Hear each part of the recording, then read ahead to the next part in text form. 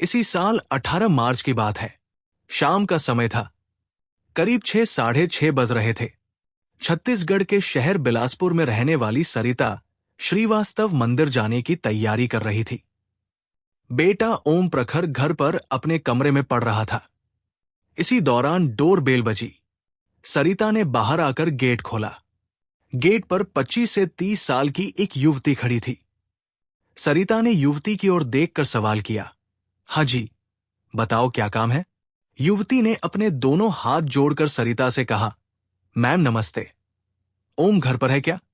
हाँ, ओम घर पर ही है।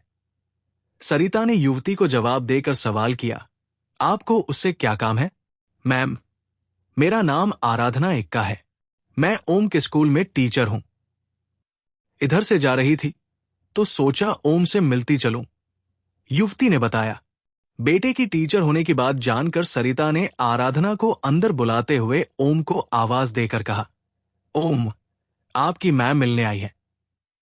ओम बाहर आया तो टीचर उसे देखकर मुस्कुरा दी। सरिता को मंदिर जाने को देर हो रही थी, इसलिए उन्होंने ओम से कहा, ओम, अपनी टीचर को चाय पानी पिलाओ, मुझे मंदिर के लिए देर हो रही है। ठीक है मम्मी, आप मंदिर जाइए। ओम ने मम्मी को आश्वस्त किया और अपनी टीचर से कहा, मैम, आ जाओ, कमरे में बैठते हैं। हाँ बेटे, तुम बातें करो, मैं मंदिर होकर आती हूं, कहकर सरिता घर से निकल गई। मंदिर सरिता के घर से दूर था। जब वो मंदिर से घर लौटीं तो रात के करीब 8 बज गए थे। घर का गेट खुला देखकर सरिता को थोड़ा ताज्जुब हुआ। ओम की लापरवाही पर खीस भी हुई। वो ओम को आवाज देती हुई घर में घुसी। ओम का जवाब नहीं आने पर उन्होंने कमरे में जाकर देखा तो उनके मुंह से चीख निकल गई।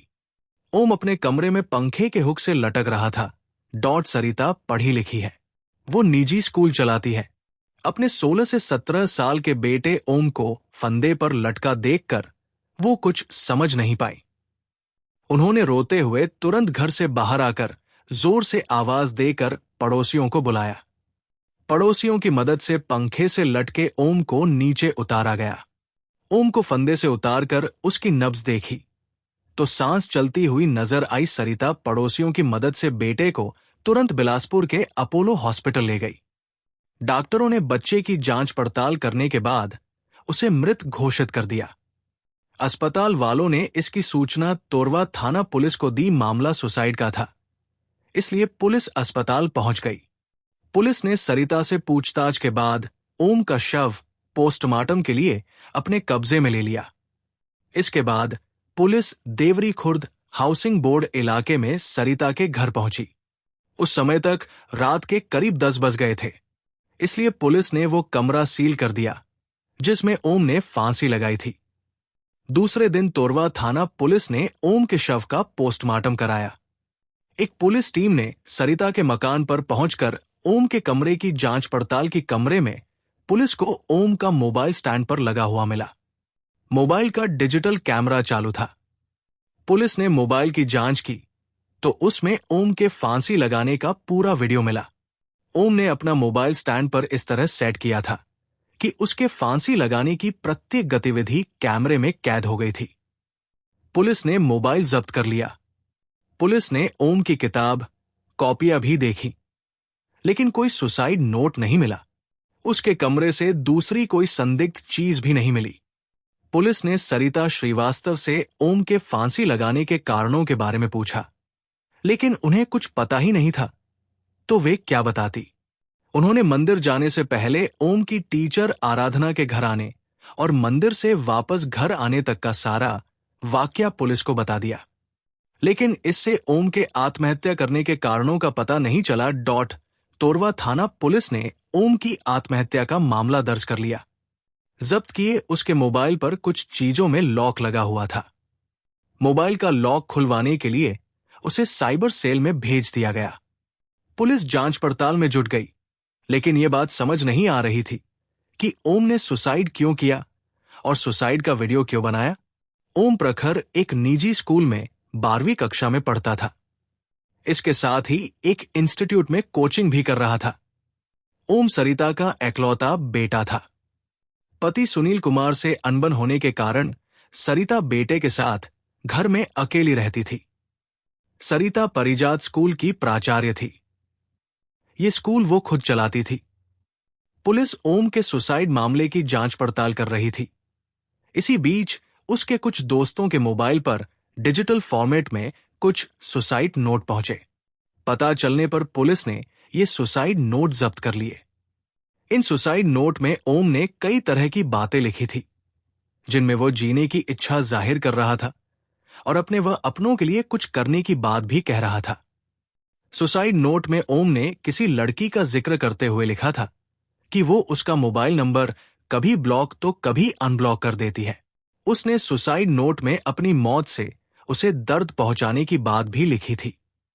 ये सुसाइड नोट सामने आने से पुलिस को ये आभास हो गया कि ये मामला प्रेम प्रसंग का हो सकता है। इसलिए पुलिस ने सुसाइड नोट के आधार पर जांच आगे बढ़ाई। इस दौरान ओम के दोस्तों के पास उसके सुसाइड से जुड़े मैसेज आते रहे। जांच में पता चला कि ओम ने सुसाइड से पहले मोबाइल में 2 से 3 सुसाइड नोट रिकॉर्ड किए थे। इसके अलावा कुछ अन्य मैसेज भी लिखे थे।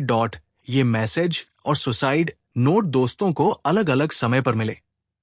इसके लिए उसने टाइम सेट किया था। टाइम सेट किए जाने के कारण ही ओम के दोस्तों को उसके सुसाइड नोट और मैसेज अलग अलग समय पर मिले।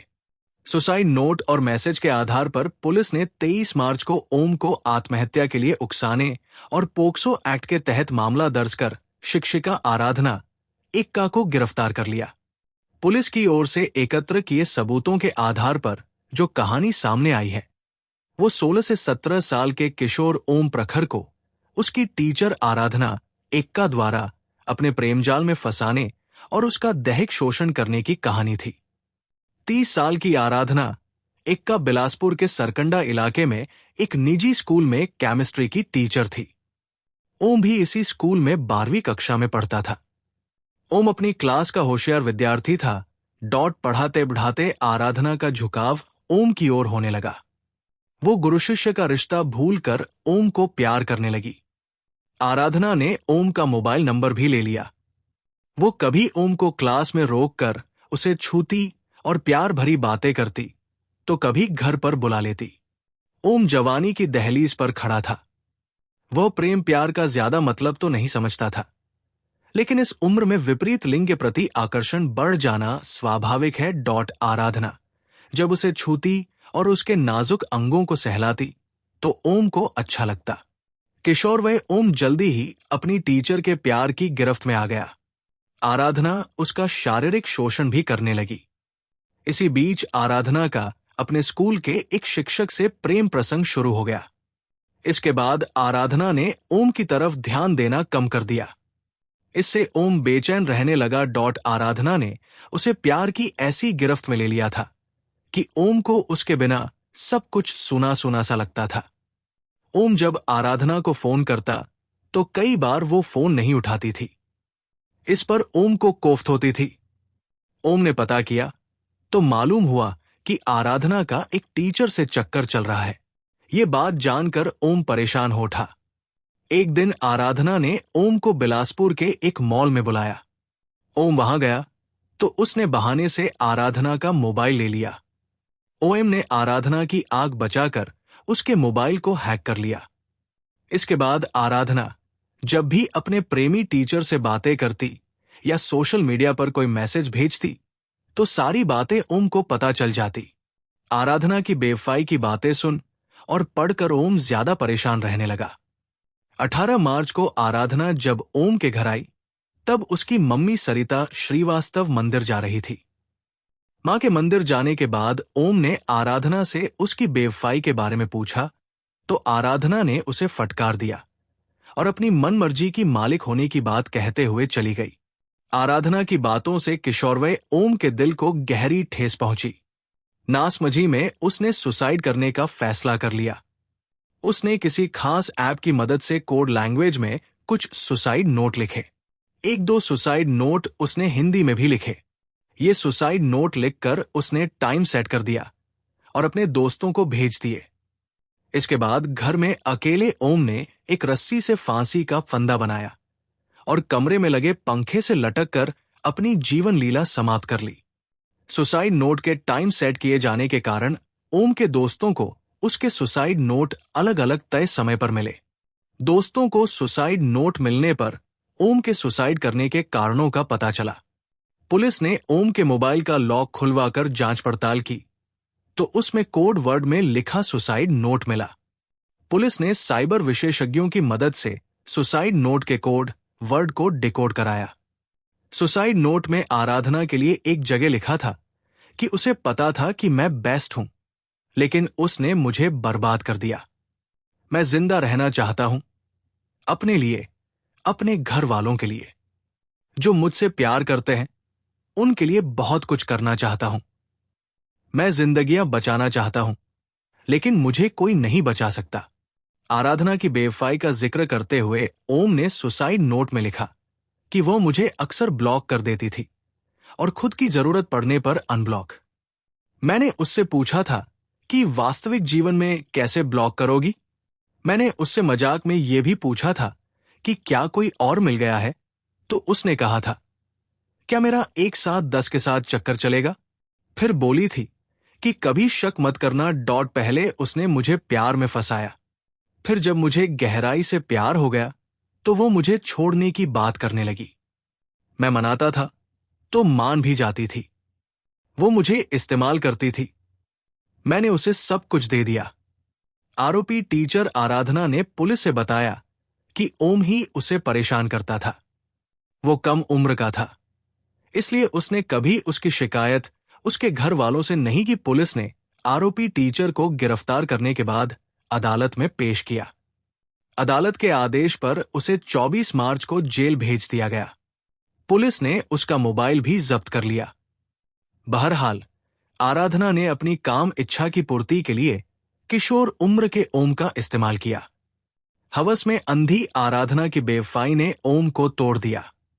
उसने सुसाइड कर लिया। बेटे ओम की मौत से सरिता श्रीवास्तव पर दोहरा वज्रपात हुआ। एक तो वो पति से पहले ही अलग रहती थी, अब बेटे की मौत ने उनकी जिंदगी की रही सी खुशियां भी छीन ली।